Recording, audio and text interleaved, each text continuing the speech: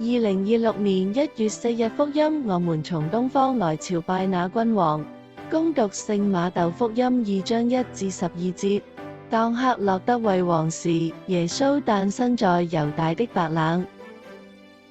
看有賢士從東方來到耶路撒冷，說：剛誕生的猶太人君王在哪裏？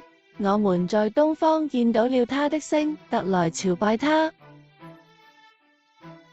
黑落德王聽見了，就驚慌起來，全耶路撒冷也同他一起驚慌。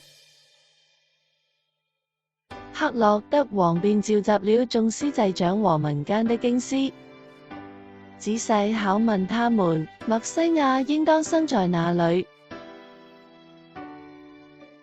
他們對他說，在猶大的白冷，因為先知曾這樣記載：你猶大白冷啊，你在猶大的郡邑中，決不是最小的，因為將由你出來一位領袖，他將牧養我的百姓以色列。於是黑落德暗暗把賢士叫來，仔細詢問他們那星出現的時間，然後打發他們往白冷去，說：你們去仔細尋訪那嬰孩，幾時找到了，就向我報告，好讓我也去朝拜他。賢士聽了王的話，就走了。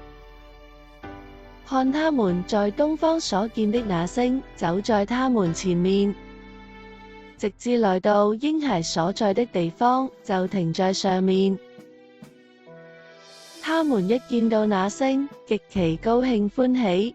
他們走進屋裏，看見嬰孩和他的母親瑪利亞，就俯伏朝拜了那嬰孩，並打開自己的寶盒，給嬰孩奉獻了禮物，